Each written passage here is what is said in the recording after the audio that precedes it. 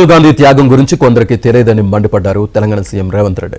సచివాలయం ఎదురుగా మాజీ ప్రధాని రాజీవ్ గాంధీ విగ్రహాన్ని ఏర్పాటు చేశారు. దాన్ని సీఎం ఆవిష్కరించారు. రాజీవ్ గాంధీ విగ్రహం ఏర్పాటుపై బీఆర్ఎస్ నేతలు విమర్శలు చేయడం ఏంటని విమర్శించారు. విపక్షాలకు గట్టిగా వార్నింగ్ ఇచ్చారు. తెలంగాణ తల్లి విగ్రహం పెట్టడానికి 10 ఏళ్లు సరిపోలేదా అని నిలదీశారు. మీ ఫామ్ హౌజుల్లో జిల్లేడు మొలిపిస్తా అని సీఎం ప్రకటించారు. రాజీవ్ గాంధీ విగ్రహం టచ్ చేస్తే చూస్తూ ఊరుకోబోమని ఆయన స్పష్టం చేశారు. ట్విట్టర్లో పెడుతున్నాడు, అమెరికా పోయి కంప్యూటర్ చదువుకున్నా అంటున్నాడు. ఆ కంప్యూటర్ని పుట్టించింది, ఈ దేశానికి పరిచయం చేసిందే రాజీవ్ గాంధీ సన్నాసి.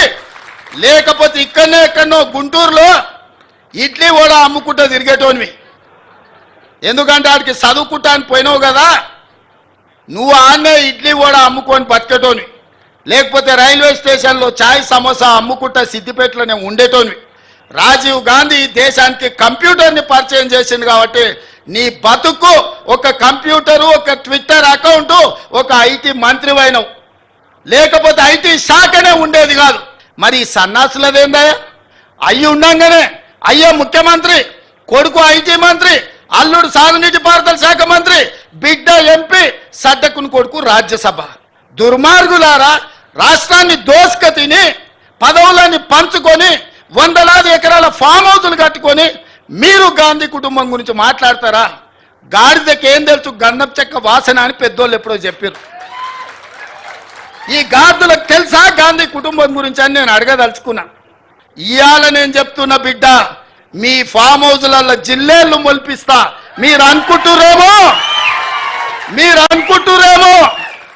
మీరు అడ్డగోలుగా మాట్లాడితే కాంగ్రెస్ పార్టీ కార్యకర్తలు రేవంత్ రెడ్డి చూసుకుంటూ ఊరుకుంటాడేమని ఇవాళ చెప్తున్న రాజీవ్ గాంధీ సాక్షిగా సచివాలయం ముందల బిడ్డ, మీ ఫామ్ హౌజులలో జిల్లేళ్ళు మొలవాలి.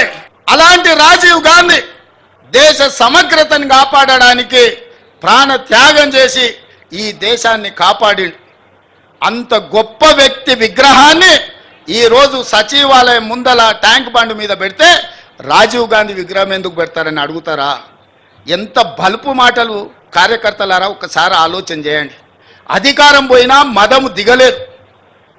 గాంధీ కుటుంబాన్ని కుటుంబ పాలన అంటున్నారు.